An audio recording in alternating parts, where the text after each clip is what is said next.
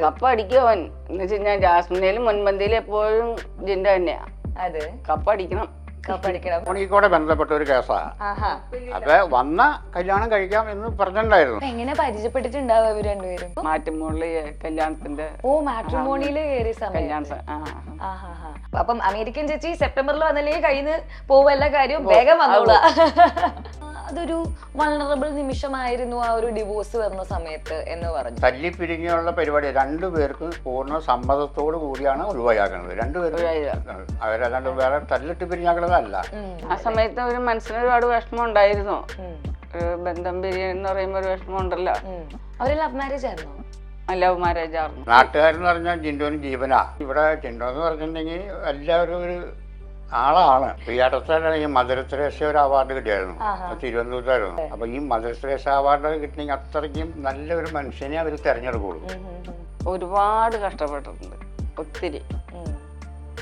വളർന്നു വന്ന കാലം തുടങ്ങി ഒത്തിരി കഷ്ടപ്പെട്ടാണ് അധ്വാനത്തിന്റെ ഫലമാണ് ഈ നിലയിലെത്തിയത്. അത് അവൻ ഓവറായിട്ട് അവിടെ ആരെയും അവിടെ ഇഷ്ടക്കുറവായിട്ട് അങ്ങനെ സംസാരിച്ചിട്ടില്ലല്ലോ.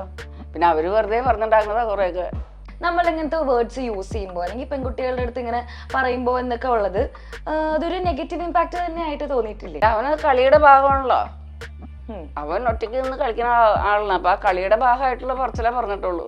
ഒരു സമയത്ത് മണ്ടൻ എന്ന് പറഞ്ഞിട്ടുള്ള ഒരു ടൈറ്റിൽ കിട്ടി. അത് മണ്ടൻ വിളിച്ചപ്പോ ഒരു വിഷമം തോന്നി.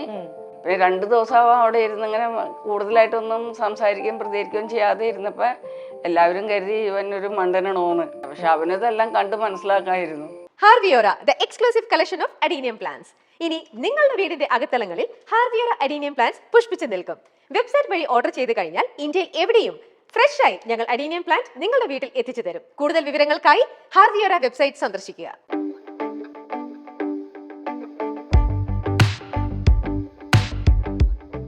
Hi everyone, you are watching Milestone Makers and I am Shweta Purnima. Harviora Presents Colorful Stories ലേക്ക് എല്ലാവർക്കും സ്വാഗതം. ഇന്ന് എൻ്റെ കൂടെ ഉള്ളത് നമ്മുടെ ബിഗ് ബോസ് ഫൈനൽ വീക്കിൽ ഉള്ള എല്ലാവരുടെയും ഫേവറേറ്റ് ജിൻഡോ ചേട്ടന്റെ പേരൻസ് ആണ്. Hi uncle aunty. അപ്പം ആന്റിയുടെ പേര്? എൻ്റെ പേര് സിസ്ലി. സിസ്ലി. അങ്കിൾ? എൻ്റെ പേര് ദേവസ്കുട്ടി. ദേവസ്കുട്ടി. ഓ, ദേവസ്കുട്ടി. ഓക്കെ, സുഖല്ലേ?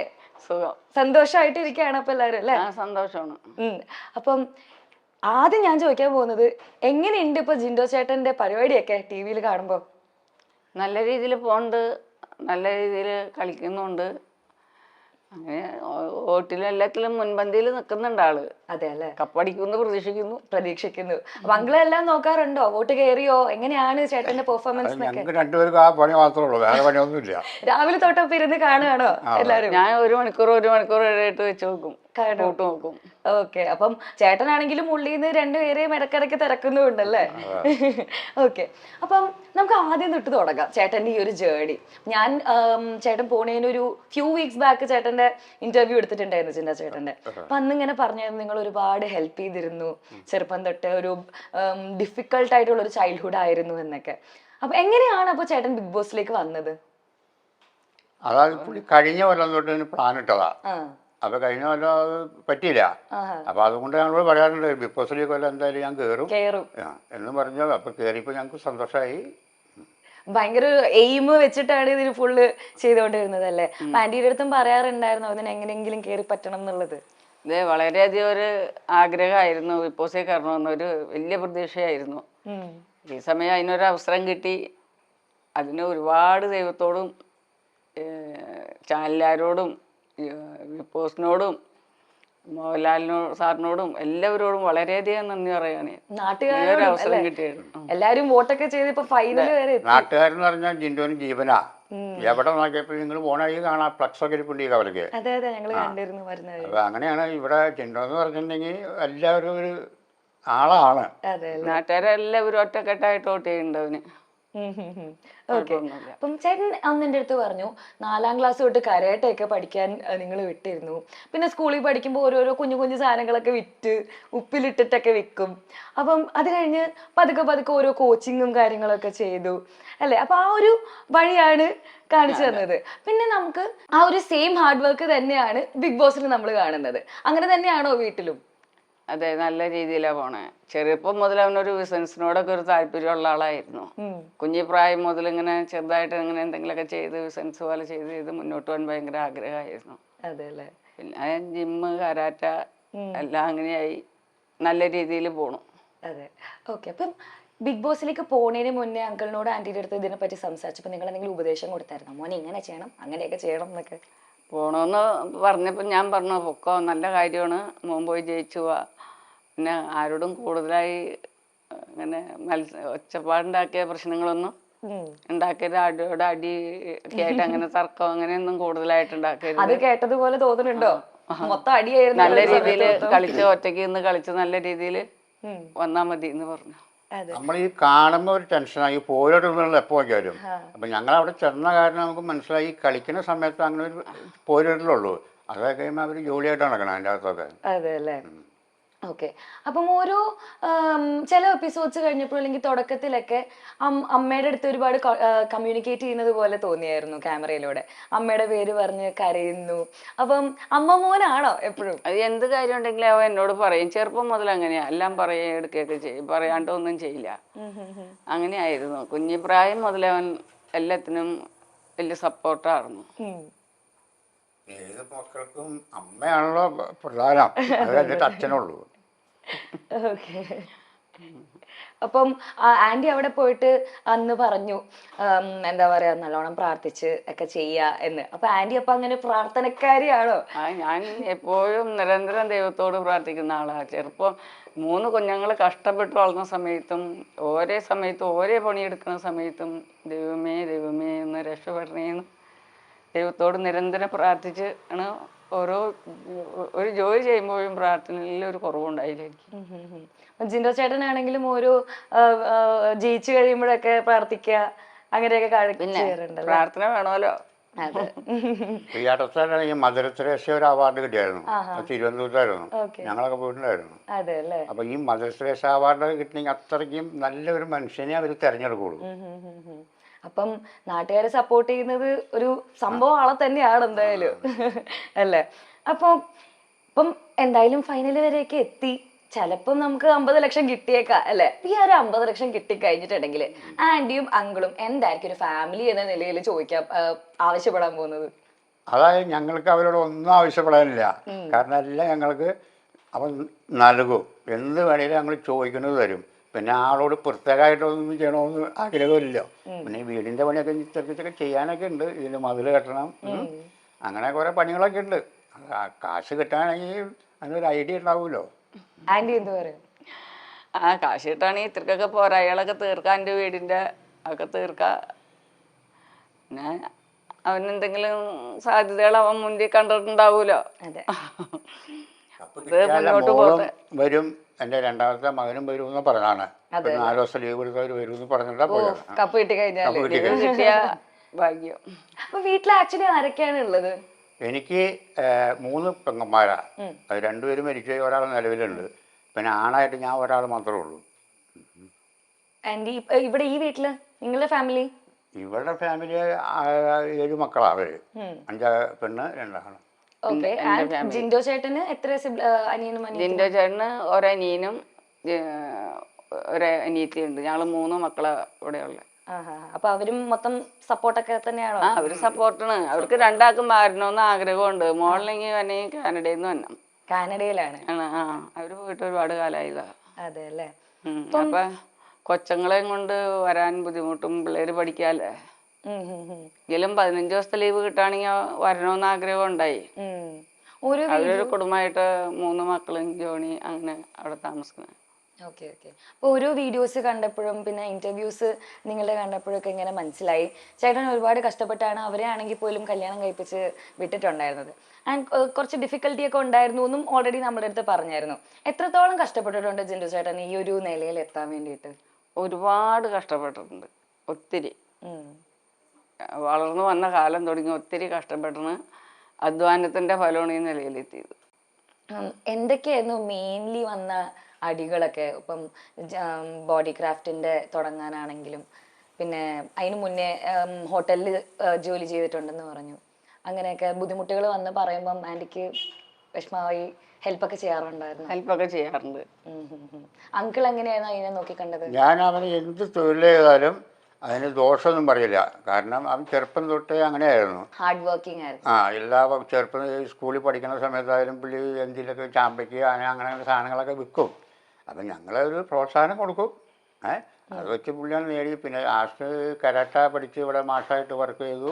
പിന്നെ കാലടിയിൽ ഫസ്റ്റ് ഒരു ബോഡി ബെൽറ്റ് ഇട്ടു. അത് കഴിഞ്ഞ് ആലുവയിലിട്ടു. പിന്നെ എറണാകുളം ഇട്ടു. ഇപ്പം തിരുവനന്തപുരത്ത് ഇട്ടു. ഇപ്പം ഈ ഫൈനൽ വീക്ക് ആവാറായപ്പോഴത്തേക്കും ഒരുപാട് ആൾക്കാർ ജിൻഡോ ചേട്ടൻ തന്നെ കപ്പടിക്കുന്നു പറയുന്നു. പക്ഷെ അതേസമയം ഒരുപാട് ആൾക്കാർ കുറച്ച് അലിഗേഷൻസ് വരുത്തുന്നുണ്ട്. ജിൻഡോ അങ്ങനെയാണ്, ജിൻഡോ എങ്ങനെയാണ്, കുറച്ച് നെഗറ്റീവ് കൂട്ടി ഇപ്പം വരുന്നുണ്ടായിരുന്നു. അപ്പൊ അതെങ്ങനെയാണ് ആന്റി ഡീൽ ചെയ്യുന്നത്? എന്റെ പ്രതീക്ഷ ജിൻഡോ തന്നെ കപ്പടിക്കുമെന്നാണ്. കാരണം വെച്ചാൽ വോട്ടിന്റെ അടിസ്ഥാനത്തിലാണെങ്കിൽ ജിൻഡോ തന്നെയാണ് ഇതില്. ഹെയിമും കളിയെല്ലാം കൂടുതൽ അവന് മുൻപന്തിയിൽ ഉണ്ട്. ആ സ്ഥിതിക്ക് ജിൻഡോ തന്നെ കപ്പടിക്കണം. അതെ അല്ലെ? ഓക്കെ. അപ്പം ഈ ആലിഗേഷൻസ്, അതായത് മോശം പറയുന്നവരുണ്ടല്ലോ, എപ്പോഴും ഒരാളെ പറ്റി മോശവും പറയും നല്ലതും പറയും. അപ്പൊ ഈ മോശം പറയുന്ന ആൾക്കാരോട് എന്താണ് പറയാനുള്ളത്? അതെനിക്കൊന്നും പ്രത്യേകിച്ച് പറയാനില്ല. എന്നുവെച്ചാൽ ബഹുജനം പലവിധല്ലേ, പലരും പലതും പറയും. ജിൻഡോന് ഈ ഇപ്പം ഏത് മനുഷ്യനായാലും കുറച്ച് പേര് കാണാൻ പറ്റുള്ളവരുണ്ടാവും. അപ്പം അങ്ങനെയുള്ളവർ ജിൻഡോനെ പറ്റി താഴ്ത്തി പറയും. ജിൻഡോനെ അറിയാവുന്നവർ ജിൻഡോനെ പറ്റി പോയി പറയും. നമ്മളെ ബാധിക്കുന്ന ഒരു കാര്യമല്ല, നമുക്ക് ബാധിക്കില്ല. ഓക്കെ. അപ്പൊ അതേസമയം നമ്മൾ ടി വിയിൽ കാണുന്ന ജിൻഡോ ചേട്ടന്റെ ഫുൾ കണ്ടന്റ്സ്, ഒരുപാട് അടിപൊളി കണ്ടന്റ്സ് ഇറക്കാറുണ്ടായിരുന്നു. പക്ഷെ അതിന്റെ ഇടയിൽ ഒരുപാട് കമന്റ്സ് ഒക്കെ വന്നിട്ടുണ്ടായിരുന്നു. ഇങ്ങനെ നിലവാരമില്ലാണ്ട് സംസാരിക്കരുത്, ഇങ്ങനത്തെ കാര്യങ്ങളൊന്നും കാണിക്കരുത്, പെൺകുട്ടികളെ ഇങ്ങനെ പെൺകുട്ടികളുടെ അടുത്ത് ഇങ്ങനെ സംസാരിക്കരുത് എന്നൊക്കെ പറഞ്ഞിട്ട് ഇൻഹൗസ് തന്നെ ഒരുപാട് കാര്യങ്ങൾ വന്നിട്ടുണ്ടായിരുന്നു. അത് ചെറുതായിട്ട് മോശമായിട്ട് തോന്നിയായിരുന്നോ? അത് അവൻ ഓവറായിട്ട് അവിടെ ആരെയും അവിടും ഇഷ്ടക്കുറവായിട്ട് അങ്ങനെ സംസാരിച്ചിട്ടില്ലല്ലോ. പിന്നെ അവര് വെറുതെ പറഞ്ഞിട്ടുണ്ടാക്കുന്നതാ കുറേയൊക്കെ. ആണോ? പിന്നെ ഗബറിയായിട്ടൊരു പ്രശ്നം വന്നപ്പോ ഒരു വാക്ക് പറഞ്ഞു. അത് പറഞ്ഞെന്ന് പറഞ്ഞു കഴിഞ്ഞാൽ അവൻ ഒരുപാട് ഇവനെ ദ്രോഹിച്ചു. അങ്ങനെ സഹിക്കാൻ വേണ്ട ക്ഷമ കെട്ടി കഴിഞ്ഞപ്പോ ആരും പറയില്ലേ, ആ ഒരു വാക്കവൻ പറഞ്ഞു. അപ്പൊ തന്നെ സോറിയും പറഞ്ഞു. അല്ലാതെ വേറെ ഒന്നും പറഞ്ഞില്ല. അത് ഒരാളെ അടുത്ത് വന്നു ഭക്ഷണം കഴിക്കാൻ അടുത്ത് വന്നു കണ്ടമാനം ചീത്ത പറഞ്ഞു കഴിയുമ്പോൾ ആരായാലും പ്രതികരിക്കും. ശരിയാണ്. അങ്ങനെ മാത്രം ഒന്ന് പ്രതികരിച്ചിട്ടുള്ളൂ. ബിഗ് ബോസ് കാണുന്നത് എന്ന് പറഞ്ഞാൽ ചെറിയ കുട്ടികൾ തൊട്ടിട്ട് ഒരുപാട് പ്രായമുള്ള ആൾക്കാർ വരെ ഇരുന്ന് കാണുകയാണല്ലോ. ഇത്രയും നാട്ടുകാരിരുന്ന് കാണുന്നത്. ഈ സ്കൂൾ പഠിക്കണ കൊച്ചുങ്ങളവർ പോകുമ്പോൾ അതെ. അപ്പം അങ്ങനത്തെ ഓഡിയൻസും ഉള്ള സമയത്ത് നമ്മൾ ഇങ്ങനത്തെ വേർഡ്സ് യൂസ് ചെയ്യുമ്പോൾ അല്ലെങ്കിൽ പെൺകുട്ടികളുടെ അടുത്ത് ഇങ്ങനെ പറയുമ്പോൾ എന്നൊക്കെ ഉള്ളത് അതൊരു നെഗറ്റീവ് ഇമ്പാക്ട് തന്നെ ആയിട്ട് തോന്നിയിട്ടില്ലേ? അല്ല, അവനത് കളിയുടെ ഭാഗമാണല്ലോ. അവൻ ഒറ്റയ്ക്ക് നിന്ന് കളിക്കുന്ന ആളാണ്. അപ്പൊ ആ കളിയുടെ ഭാഗമായിട്ടുള്ള പറച്ചിലേ പറഞ്ഞിട്ടുള്ളൂ, സംസാരിച്ചിട്ടുള്ളൂ. ഓക്കെ. അപ്പം ഇതൊക്കെ ഇപ്പൊ ഒരു ടാക്ടിക്സ് തന്നെയാണ് വിൻ ചെയ്യാൻ വേണ്ടിയിട്ടുള്ളത് എന്നാണ് പറയുന്നത്. Okay, alright. ആൻഡ് ഒരു സമയത്ത് മണ്ടൻ എന്ന് പറഞ്ഞിട്ടുള്ളൊരു ടൈറ്റിൽ കിട്ടി. പിന്നെ പതുക്കെ അത് മാറി ഭയങ്കര കണ്ടന്റ് ക്രിയേറ്റ് ചെയ്യുന്ന ഒരാളായി. പിന്നെ ഭയങ്കര ഒരു ഇന്നസെന്റ് ആളാണെന്ന് ജിൻഡോ ചേട്ടനെ എല്ലാവരും പറയുകയുണ്ടായി. ആ ഒരു ജേർണി ആന്റിക്ക് എങ്ങനെയായിരുന്നു ഫീൽ ചെയ്തത്? അത് മണ്ടന്ന് വിളിച്ചപ്പോ ഒരു വിഷമം തോന്നി. എന്നുവെച്ചാൽ മണ്ടനല്ല എന്നുള്ളത് പൂർണ്ണമായിട്ട് അറിയാം. പിന്നെ 2 ദിവസം അവിടെ ഇരുന്ന് ഇങ്ങനെ കൂടുതലായിട്ടൊന്നും സംസാരിക്കുകയും പ്രതികരിക്കുകയും ചെയ്യാതെ ഇരുന്നപ്പോ എല്ലാവരും കരുതി ഇവൻ ഒരു മണ്ടനാണോന്ന്. അങ്ങനെയാണ് അത് മണ്ടന് എല്ലാവരും പറഞ്ഞത്. പക്ഷെ അവനിതെല്ലാം കണ്ട് മനസ്സിലാക്കായിരുന്നു.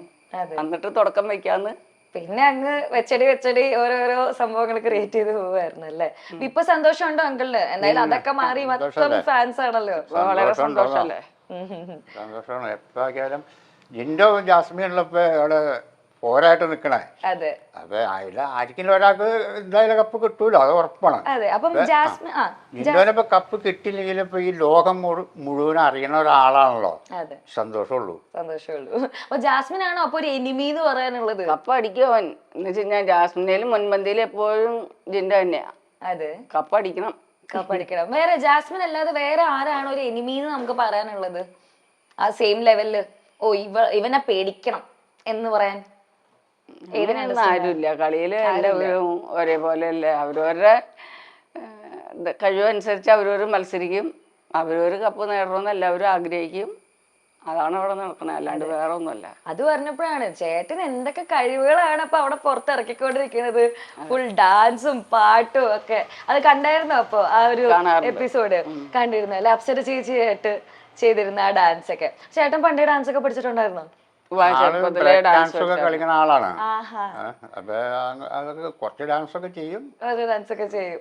അത് ഭയങ്കര രസമായിരുന്നു ആ ഒരു എവിടെ പരിപാടി ഉണ്ടെങ്കിലും ഇവിടെ അടുത്ത സ്ഥലത്തൊക്കെ പുള്ളി ബോഡി ഷോയ്ക്കൊക്കെ പോകും, ഡാൻസ് കളിക്കും, ഡാൻസ് ഒക്കെ കളിക്കാറുണ്ട്. ഞെട്ടിപ്പോയോ പെട്ടെന്ന് ആ വേഷത്തിലൊക്കെ ഒരു ഗന്ധർവന്റെ മാതിരിയൊക്കെ വന്ന് ഡാൻസ് കളിച്ചപ്പോ? സന്തോഷം. ഞങ്ങൾ ഇരിക്കുമ്പോ ഇങ്ങനെയൊക്കെ കണ്ടിട്ടുണ്ട് ഡാൻസ് കളി കഴിക്കുന്നത്, വേഷത്തൊക്കെ. അതെ അല്ലേ? അങ്ങനെ ഇപ്പം മെയ് ഒരു സെക്കൻഡ് വീക്ക് ആയപ്പോഴാണ് നിങ്ങൾ ബിഗ് ബോസ് ഹൗസിലേക്ക് പോയത് അല്ലേ? രണ്ടുപേരും നമ്മളെല്ലാരും ടി വിയിൽ കൂടെ കണ്ടുകൊണ്ടിരുന്ന ആ ഒരു ഹൗസിൽ നിങ്ങൾ രണ്ടുപേരും പോയിട്ടുണ്ടായിരുന്നു. അപ്പൊ ഫുൾ എക്സ്പീരിയൻസ് എങ്ങനെ ഉണ്ടായിരുന്നു ആന്റിക്ക്? അവിടെ ചെന്നിട്ട് കുഴപ്പമൊന്നുമില്ലായിരുന്നു, നല്ല സന്തോഷമായിരുന്നു. എല്ലാവരും വളരെ ഹാപ്പി ആയിട്ട് സംസാരിക്കുകയും എല്ലാവരോടും നല്ല പോലെ ഇടപെടുകയും ഒക്കെ ചെയ്തു. കുഴപ്പമൊന്നും ഉണ്ടായില്ല. പിന്നെ അവരാ കളിയുടെ സമയത്തുള്ള തർക്കം മാത്രമേ ഉള്ളൂ എന്നാണ് അതെ എൻ്റെയൊക്കെ പ്രതീക്ഷ. അല്ലാത്ത നേരത്തെ എല്ലാവരും നല്ല രീതിയിലാണ് പോണത് അവിടെ. അങ്കിളിന് എങ്ങനെ ഉണ്ടായിരുന്നു? ഞാനവിടെ ചെന്ന് കണ്ടപ്പോൾ തന്നെ നമുക്ക് സന്തോഷമായി. പിന്നെ പിള്ളേരൊക്കെ പാടുകൂടി നമ്മളെ വളഞ്ഞിട്ട് പറഞ്ഞാൽ അപ്പറ്റി ഒരു പാട്ട് പാടണം. അപ്പൊ ഞാൻ ഏത് പാട്ട് പാടിയാലും മതി, ഏത് പാട്ട് പാടിയാലും മതി പറഞ്ഞു. അപ്പൊ ആ മണിയുടെ ഒരു പാട്ടാണ് പാടിക്കൊടുത്തു. അപ്പൊ നമ്മുടെ പ്രേക്ഷകർക്ക് വേണ്ടി ആ ഒരു പാട്ടൊന്നുകൂടെ പാടിത്തരുമോ, അല്ലെങ്കിൽ വേറൊരു പാട്ട് പാടിത്തരുമോ? ഞാൻ വേറെ ഒരു പാട്ട് വേണ്ടിയും പാടിത്തരാം, മലയാളം ഒരു പാട്ട് വേണ്ടിയും പാടാം. അതവിടെ പാടിയായിരുന്നു. ഈ പാട്ട് ഞാൻ അവിടെ പാടി, പക്ഷെ അത് ഒരുപാട് നേരം പിടിച്ചു. മണിയുടെ പാട്ടാ പാടിയത് എടുത്ത്. അതെ അല്ലേ? അപ്പൊ നമുക്ക് അന്ന് അവര് കാണിക്കാത്ത ആ പാട്ട് നമുക്ക് ഇവിടെ കാണിക്കാം. അത് വേണമെങ്കിൽ പാടാം. പിന്നെ റെഡി? പിന്നെ ഒരുപാട് നന്നാവൊന്നുമില്ല, അത് കുഴപ്പമൊന്നുമില്ല, നമ്മളത് കണ്ടായിരുന്നു, സൂപ്പർ ആയിരുന്നു അന്ന്. അന്ന് പാടാം. പെരിയാറേ പെരിയാറേ പർവ്വതനിരയോട് പന്നുനീരേ കുളിരും കൊണ്ടു കുണുങ്ങി നടക്കുന്ന മലയാളി പെണ്ണാണു നീ, ഒരു മലയാളി പെണ്ണാണു നീ. പെരിയാറേ പെരിയാറേ പർവ്വതനിലയോട് പനുനീരേ കുളിരും കൊണ്ടു കുണുങ്ങി നടക്കുന്ന മലയാളി പെണ്ണാണു നീ. മയിലാടും കുന്നിൽ പിറന്നു, മൈലാഞ്ചി കാട്ടിൽ വളർന്നു. Super super super. അപ്പൊ അങ്കിളുടെ ഈ ഒരു കഴിവിന്റെ കുറെ ഭാഗങ്ങളാണ് ജിൻഡോ ചേട്ടന് കിട്ടിയിട്ടുള്ളത് അല്ലേ? ആന്റിയുടെ എന്ത് കഴിവാണ് അപ്പൊ നമുക്ക് കാണാനുള്ളത്? എനിക്ക് പാട്ടറിയാൻ പാടില്ല. ഡാൻസ് ആണോ ചെയ്യാറ്? ഒന്നും അറിയില്ല. ഡാൻസ് കളിക്കാൻ പോയിട്ട് ഡാൻസ് ഇപ്പൊ അനങ്ങാൻ പറ്റില്ല. അപ്പം ഈ മലയാളി പെണ്ണിനെ കണ്ടുപിടിക്കണം എന്നൊക്കെ പറഞ്ഞു, പക്ഷെ നമ്മൾ കേട്ടത് ഏതോ അമേരിക്കൻ പെണ്ണിനെ കണ്ടുപിടിച്ചതാണല്ലോ, അതാരാ? അത് അതിനിപ്പോ പറയണ എന്തിനാ? അയ്യോ, നമ്മള് പ്രേക്ഷകർക്ക് അറിയണ്ടേ ആരാണ് ആ അമേരിക്കൻ പെണ്ണ്? എല്ലാരും ഇന്റർനെറ്റിൽ ഇങ്ങനെ ക്വസ്റ്റ്യൻ മാർക്ക് ഇട്ടോണ്ട് വരാണെങ്കിൽ അപ്പൊ എല്ലാ സ്ഥലത്തും ഇട്ടേക്കോ. അപ്പൊ വരുവോ? വരുവാണെങ്കിൽ നമുക്ക് കാണാൻ പറ്റുമോ ഫൈനൽ വീക്കില്? കൂടെ ബന്ധപ്പെട്ട ഒരു കേസാ. ഉറപ്പില്ല. വന്ന കല്യാണം കഴിക്കാം എന്ന് പറഞ്ഞിട്ടുണ്ടായിരുന്നു. ഇതുവരെയായിട്ട് ആള് വന്നിട്ടില്ല. മലയാളിയാണോ? മലയാളി. അവരുടെ വീട് കൊറ്റിയിലൊക്കെയാണ്. അപ്പൊ ഇവിടുന്ന് അവിടെ അവർ പോയി തോന്നുന്നവരൊക്കെ അപ്പൂപ്പന്മാരും അപ്പന്മാരൊക്കെ അവിടെ തന്നെയാണ്. നമ്മുടെ ആളിൽ തന്നെയാ, കുഴപ്പമില്ല. അപ്പൊ എങ്ങനെ പരിചയപ്പെട്ടിട്ടുണ്ടാവും ഇവർ രണ്ടുപേരും? ഫോണിൽ കൂടെ അറിഞ്ഞതാണ്. ഒരുപാട് നാളായോ? മാറ്റുമോളില് വന്ന് അങ്ങനെ കണ്ടു. എന്തോ മാറ്റുമോളില് കല്യാണത്തിന്റെ മാട്രിമോണിയില് കയറിയ സമയം. അപ്പോ ചേട്ടൻ അന്ന് എന്റെ അടുത്ത് ഇങ്ങനെ പറയുന്നുണ്ടായിരുന്നു, വലിയ പ്രശ്നമൊന്നും ഉണ്ടായിരുന്നില്ലെങ്കിൽ പോലും അതൊരു വൾണറബിൾ നിമിഷമായിരുന്നു ആ ഒരു ഡിവോഴ്സ് വരുന്ന സമയത്ത് എന്ന് പറഞ്ഞു. അപ്പോ അത് എന്തുകൊണ്ടാണ് മെയിൻലി അത് സംഭവിച്ചിട്ടുള്ളത്? അത് അവര് തമ്മിൽ വലിയ പ്രശ്നങ്ങളൊന്നും ഉണ്ടായില്ല. സാധാരണ ചെറിയ കുടുംബത്തിലുള്ള എന്തെങ്കിലും പ്രശ്നങ്ങൾ ഉണ്ടായിരുന്നു. പിന്നെ അവൾക്കായാലും തിരുവനന്തപുരത്തായാലും ജോലി ഇടയ്ക്ക് വല്ലപ്പോഴൊക്കെ വരാൻ പറ്റുന്നുള്ളൂ, ഇടയ്ക്ക് എപ്പോഴും വരാൻ പറ്റണില്ല. അപ്പൊ ഇവന് അതിൽ അവരെ അങ്ങനെ പതിനകന്നു. പിന്നെ രണ്ടുപേരും ഇഷ്ടക്കുറവിലൊന്നും വലിയ കുഴപ്പമൊന്നും സാധാരണ ഉണ്ടായില്ല. തല്ലിപ്പിരിഞ്ഞുള്ള പരിപാടി രണ്ടുപേർക്കും പൂർണ്ണ സമ്മതത്തോടു കൂടിയാണ് ഒഴിവാക്കുന്നത്. രണ്ടുപേർക്കും അവരല്ലാണ്ട് വേറെ തല്ലിട്ട് പിരിഞ്ഞാക്കുന്നതല്ല. അന്ന് എൻ്റെ അടുത്ത് പറഞ്ഞു, ഞങ്ങൾ ഇന്റർവ്യൂ എടുത്ത സമയത്ത് എൻ്റെ അപ്പം ഇങ്ങനെ പറഞ്ഞു, എനിക്ക് സെറ്റ് ആവണ ഒരാളെ കിട്ടണില്ല, മനസ്സിലാക്കാൻ പറ്റുന്ന ഒരാളെ കിട്ടണില്ല, ചിലവര് മൈൻഡ് വൈസ് ഒന്നും ശരിയല്ല എന്നൊക്കെ പറഞ്ഞു. അപ്പം ഈ അമേരിക്കയിൽ നിന്ന് വന്ന കുട്ടി മൈൻഡ് വൈസ് ഒക്കെ ഓക്കെ ആണോ? അത് പറയാൻ പറ്റില്ല. നിങ്ങൾ കണ്ടോ? കൃത്യമായിട്ട് പറയാൻ പറ്റില്ല. നമ്മള് ഫോണിൽ കൂടെ കാണാറുണ്ട്. സംസാരിക്കാറൊക്കെ ഉണ്ട്, വേറെ കുഴപ്പമൊന്നുമില്ല. കുഴപ്പമൊന്നുമില്ല. അപ്പൊ നമുക്ക് ഫൈനൽ വീക്ക് കഴിയുമ്പോഴത്തേക്ക് വരും എന്നൊക്കെ പറയണു, സെപ്റ്റംബറിൽ വരും എന്നൊക്കെ പറയുന്നുണ്ട്. വരാണെങ്കിൽ നടത്തും, വന്നില്ലെങ്കിൽ വേറെ കാര്യം നടത്തും. വേറെ കല്യാണം നടത്തോ? പിന്നെ ഞങ്ങൾക്ക് ഒരു ആളെ ഏൽപ്പിച്ചിട്ട് വേണമല്ലോ, ഞങ്ങൾക്ക് അവനെ കൊണ്ട് പരുവം ചെന്ന ആൾക്കാരൊക്കെ ഉണ്ടോ, ഇങ്ങനെ സുഖമില്ലാത്ത ആളാ. അപ്പൊ പക്ഷെ പുള്ളി ഓക്കെ ആയിട്ട് സ്വന്തം കാലിൽ നിൽക്കുകയാണല്ലോ. ഞാൻ എല്ലാ കല്യാണം കഴിപ്പിക്കണ്ടേ, ഞങ്ങക്ക് എനിക്കാണെങ്കിൽ സുഖം കൂടി ഇല്ലാത്തതാ. പിന്നെ അപ്പൊ കുഴപ്പമില്ല, ഒരുപാട് ഫാൻസ് ഉണ്ടല്ലോ, അതിൽ ആരെങ്കിലും സമയം കളയാനില്ല. അപ്പൊ ഫാൻസ് ഇപ്പൊ ആരെങ്കിലും വന്നിട്ട് എനിക്ക് ജിൻഡോ ചേട്ടന് ഇഷ്ടമാണ്, എനിക്ക് കല്യാണം കഴിച്ചു തരുമോ എന്നൊക്കെ ചോദിച്ചു കഴിഞ്ഞാലോ? അവര് തമ്മിൽ തീരുമാനിക്കട്ടെ. ഞങ്ങൾക്ക് സെപ്റ്റംബറിൽ വരില്ലെങ്കിൽ തീരുമാനിക്കും. ഓഫ്. അപ്പം അമേരിക്കൻ ചേച്ചി സെപ്റ്റംബറിൽ വന്നില്ലെങ്കിൽ കയ്യിന്ന് പോവും എല്ലാ കാര്യവും, വേഗം വന്നോളൂ. ഞാൻ കാത്തിരിക്കില്ല. അതെ അല്ലേ? അപ്പൊ ഇത് കണ്ടിട്ടെങ്കിലും വേഗം വരാം, സെപ്റ്റംബറിന് മുന്നേ വന്നോളൂ അല്ലേ? അപ്പൊ അന്ന് ബിഗ് ബോസ് ഹൗസിലേക്ക് പോയപ്പോ എന്തോ മെഡിസിൻ വേണം എന്ന് പറഞ്ഞിട്ട് മെഡിസിൻ നിങ്ങൾ കൊണ്ടു കൊടുത്തിട്ടുണ്ടായിരുന്നല്ലോ ജിൻഡോ ചേട്ടന്.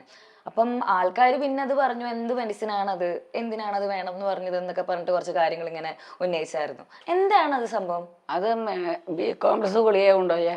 ഓ, ബി കോംപ്ലക്സ് ആയിരുന്നോ?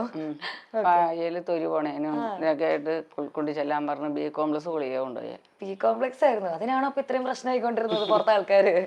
ഓക്കെ. അപ്പം വേറെ ആരും ഇങ്ങനെ പറയുന്നുണ്ടായിരുന്നു, അത് കഴിച്ചിട്ട് ഇങ്ങനെ ക്ഷീണമായി, എന്തോ പ്രശ്നം ഉണ്ടെന്നോ അങ്ങനെ എന്തോ? അത് ആ ഗുളിക കഴിച്ചിട്ടൊന്നും പറഞ്ഞില്ല. കുറച്ച് 4 ദിവസമായിട്ട് അവന് ഭയങ്കര ഡൗൺ ആയിരുന്നു. അപ്പൊ എന്താന്ന് ചോദിച്ച് അന്വേഷിച്ചാണ് ഞങ്ങള്, വേറെ ഒന്നുമല്ല കാര്യങ്ങള്. ഓക്കെ. അപ്പം ആന്റി പറഞ്ഞല്ലോ ദിവസവും കാണും, ദിവസവും വോട്ടൊക്കെ ചെക്ക് ചെയ്യുന്നു.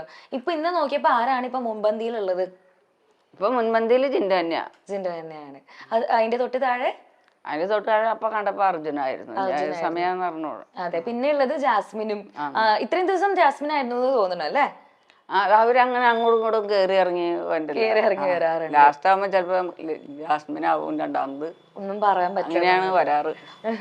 ഓക്കെ. അപ്പൊ ജാസ്മിന്റെ ഗെയിം എങ്ങനെയുണ്ട്, കണ്ടിട്ട് എന്താ തോന്നുന്നത്? അതിനെ പറ്റി ഞാനെന്തെന്നാ പറയണേ, നമ്മുടെ എല്ലാവരും അവരവരുടെ കളിക്കണം. നമ്മൾ ഒരു ആളെ കുറ്റം പറയാനില്ല, ജിൻഡോനെ കുറ്റം പറയുന്നവരുണ്ടാവല്ലോ. അതെ, കുറ്റം പറയുന്നു എന്നല്ല. എങ്ങനെയുണ്ട് ജാസ്മിന്റെ ഗെയിം? ഇപ്പം മെയിൻ കോമ്പറ്റീറ്റേഴ്സ് അപ്പൊ ഒരു പക്ഷേ ജാസ്മിനും അർജുനും ആയിരിക്കും. അപ്പൊ ഇത്രയും ദിവസം ജാസ്മിൻ ആയിരുന്നു, ഒരു പക്ഷേ അർജുൻ മുകളിലോട്ട് കയറി വരും. അപ്പൊ ആ ഒരു എന്താണ് ജിൻഡോ ചേട്ടൻ പേടിക്കേണ്ടതായിട്ടുള്ളത്? അങ്ങനെ പേടിക്കേണ്ടതായിട്ടൊന്നും തോന്നില്ല. പക്ഷെ അവന്റെ ഗെയിമും കളിയും നല്ലതാ. അതനുസരിച്ചിട്ട് ജനങ്ങളുടെ വോട്ടും സപ്പോർട്ടും എല്ലാം അവന് കിട്ടുന്നുണ്ട്. അതനുസരിച്ചിട്ട് ഫസ്റ്റ് അവന് തന്നെ കിട്ടണം. അതാണ്. അപ്പൊ അവനടിക്കുമെന്ന് തന്നെയാണ് പ്രതീക്ഷ. ഓക്കെ. പിന്നെ നമുക്ക് ഞാൻ ഇങ്ങനെ ഒരു വീഡിയോയിൽ ഇങ്ങനെ കണ്ടിരുന്നു ജിൻഡോ ചേട്ടൻ പറയുന്നത്, ഞാൻ പുറത്തുനിന്ന് സ്മോക്കൊന്നും ചെയ്യാറില്ല, ഇതിൽ നിന്ന് ഇറങ്ങുമ്പോൾ ഞാൻ സ്മോക്കിങ് നിർത്തുകയും ചെയ്യും. പക്ഷെ ബിഗ് ബോസ് ഹൗസിൽ കയറിയ പിന്നെ ഇടയ്ക്കിടയ്ക്ക് ഇപ്പോൾ ജാൻമനിയുടെ കൂടെ ആണെങ്കിലും ഇങ്ങനെ സ്മോക്കിങ് ഇങ്ങനെ ചെയിൻ പോലെ ഇങ്ങനെ പോണത് കണ്ടു. അത് കണ്ടപ്പോൾ കുറച്ച് ബുദ്ധിമുട്ട് തോന്നിയോ? അത് ഇവന് ഇവിടെ സിഗരറ്റ് വലിച്ച് ഞങ്ങൾ കാണാറില്ല. ആദ്യമേ സിഗരറ്റ് ഒന്നും വലിക്കാറില്ല. പിന്നെ എന്തോ അവിടെ ചെന്ന് ഇടക്കാലം കൊണ്ട് എന്തോ അങ്ങനെ കിട്ടി. അങ്ങനെ പിന്നെ അവിടെയാണെങ്കിൽ ഒന്നും വേറെ കിട്ടാനും ഇല്ല. അതിനകത്ത് തന്നെ അങ്ങനെ ഇരിക്കാന്ന് പറഞ്ഞ അതിനങ്ങനെ അവര് സിഗരറ്റ് വലിക്കുക അല്ലെങ്കിൽ ദുശീലങ്ങളൊന്നും ഇല്ല. ബോഡി ബിൽഡിംഗ് ഒക്കെ ചെയ്യുന്നത് ഇല്ലായിരുന്നു. ചെന്നൈപ്പോ പിന്നെ അങ്ങനെ കൂട്ടും കിട്ടി. അപ്പൊ വേറെ ഒന്നും അറിയാൻ പറ്റണില്ല അവിടെ. അപ്പൊ അങ്ങനെ ഇപ്പൊ ഒരു ശീലം തുടങ്ങിയതായിരിക്കുള്ളൂ. ജാൻമനി ചേച്ചിയുടെ കൂടെ ഉള്ള കോമ്പിനേഷൻ വന്നപ്പോഴത്തേക്കും എന്ത് തോന്നി? അവര് തമ്മിൽ കൂട്ടായിരുന്നു. രണ്ട് വേറെ ഒന്നുമില്ല. ഇല്ല, അവരുടെ ഗെയിംസ് ഒക്കെ നന്നായിട്ട് ഇഷ്ടപ്പെട്ടു. കുഴപ്പമൊന്നുമില്ല. അന്ന് ആന്റി പോയിട്ട് ഇങ്ങനെ പറഞ്ഞായിരുന്നല്ലോ, ഒറ്റയ്ക്ക് കളിക്കുക അല്ലാണ്ട് വേറെ കൂട്ടുകൂടിയൊന്നും കളിക്കാൻ നിൽക്കണ്ടെന്ന്. എന്താ ഉദ്ദേശിച്ചത്? കൂട്ടുകൂടി കളിച്ചാൽ വോട്ട് പല വഴിക്കും പോവും. ഒറ്റയ്ക്ക് കളിച്ച് ജയിച്ചാൽ അതിനൊരു കളി വിജയത്തിലെത്തോളൂ. ഓക്കെ. അതുകൊണ്ടാണ് അങ്ങനെ പറഞ്ഞത് അല്ലേ? അപ്പോൾ വേറൊരു കണ്ടസ്റ്റന്റ് ഇങ്ങനെ പറയുകയുണ്ടായി, ഇപ്പുറത്ത് പറഞ്ഞ കാര്യം അപ്പുറത്ത് പോയി പറയാ, അവിടെ കേട്ട കാര്യം ഇവിടെ പറയാ, എന്നിട്ട് അങ്ങോട്ടും ഇങ്ങോട്ടും അടിയാക്കുന്ന ഒരു സ്വഭാവമാണ് ജിൻഡോ ചേട്ടനെന്ന്. അത് ജിൻഡോ ചേട്ടൻ തന്നെയല്ല, അവിടെ ഉള്ളവരെല്ലാവരും അങ്ങനെ തന്നെയാ. എല്ലാവരും ഒക്കെ തന്നെ. അതിൽ ആരെ അവിടെ മാറ്റി നിർത്താനുള്ള എല്ലാം അങ്ങനെ തന്നെയാ. അങ്ങോട്ടും ഇങ്ങോട്ടും പറഞ്ഞ് പ്രശ്നമാക്കിക്കൊണ്ടിരിക്കുകയായിരുന്നല്ലേ എല്ലാവരും. ഒരാള് മാറുമ്പോ ഒരാള് അവിടെ ചെന്ന് രണ്ടാള് കൂടെയുള്ളവരോട് പറയും, ചിലപ്പോ അങ്ങോട്ട് പോരുന്നതാണ്. രണ്ടാള് കൂടാന്ന് പറയും. അപ്പൊ മുന്നേ ബിഗ് ബോസ് കാണാറുണ്ടായിരുന്നോ നിങ്ങള്? കാണാറുണ്ടായിരുന്നു. അപ്പം ഇപ്രാവശ്യത്തെ ആഡൊക്കെ കാര്യങ്ങളൊക്കെ വന്നപ്പം അതിൻ്റെ താഴെ ഒരു ടാഗ് ലൈനും കൂടെ ഉണ്ടായിരുന്നു അല്ലേ, ഇനി ഒന്ന് മാറ്റി പിടിക്കാം എന്ന് പറഞ്ഞിട്ട്. അപ്പൊ എന്ത് മാറ്റമാണ് നിങ്ങൾക്ക് തോന്നുന്നത്? ഇപ്പം ഇതും നല്ല രീതിയിൽ കാണുന്നവരാണ് നിങ്ങൾ, കഴിഞ്ഞ സീസൺസും കണ്ടവരാണ് നിങ്ങൾ, എന്താണ് മാറ്റം വന്നേക്കുന്നത്? പ്രത്യേകിച്ച് ഞങ്ങൾക്കൊന്നും തോന്നണില്ല, ഒരു മാറ്റം തോന്നിയില്ലേ? അപ്പം അതിനകത്തും തല്ലിടലും അടി ഒച്ചപ്പാടും ബഹളം അതിലും ഉണ്ട് ഇതിലും ഉണ്ട്. ഇതിൽ കുറച്ച് കൂടുതലായിട്ട് തോന്നിയിട്ടുണ്ടോ ഒച്ചപ്പാടും ബഹളവും? അതൊന്നുമില്ല, അതിലും വെക്കുമ്പോ തന്നെ അടിയാണ് ആണല്ലേ? ഓക്കെ. അപ്പം ബിഗ് ബോസിന്റെ സർട്ടൻ എപ്പിസോഡ്സിൽ ജിൻഡോ ചേട്ടൻ ഇങ്ങനെ വളരെ ഇമോഷണലായി കരയുന്ന ഒരുപാട് സെഷൻസ് വന്നിട്ടുണ്ടായിരുന്നു. അപ്പോൾ അതുകൊണ്ട് തന്നെ നമുക്ക് മനസ്സിലായി ജിൻഡോ ചേട്ടൻ കുറച്ച് ഇമോഷണൽ ആയിട്ടുള്ള ഒരാളാണെന്നുള്ളത്. അപ്പോൾ ജീവിതത്തിൽ എപ്പോഴാണ് ജിൻഡോ ചേട്ടൻ അത്രയ്ക്കും ഇമോഷണൽ ആയി പോയിട്ടുള്ളത്? നിങ്ങൾക്ക് അത്രയും ഹെൽപ്പ് ചെയ്യേണ്ടി വന്നിട്ടുള്ള ഒരു സിറ്റുവേഷൻ ഓർമ്മയിൽ വരുന്നത് ഏതാണ് ആൻറ്റിക്ക്?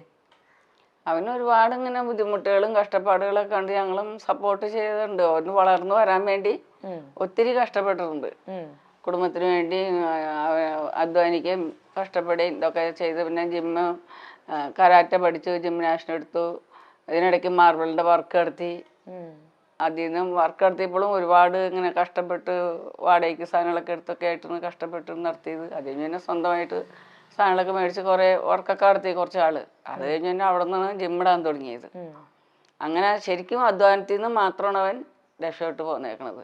അപ്പം ഓരോ സമയത്തും ഞങ്ങൾക്ക് വളരെയേറെ വിഷമം തോന്നാറുണ്ട്, എന്തുമാത്രം കഷ്ടപ്പാടാ, രാപകല്ലാത്ത കഷ്ടപ്പാടുള്ളൂന്ന്.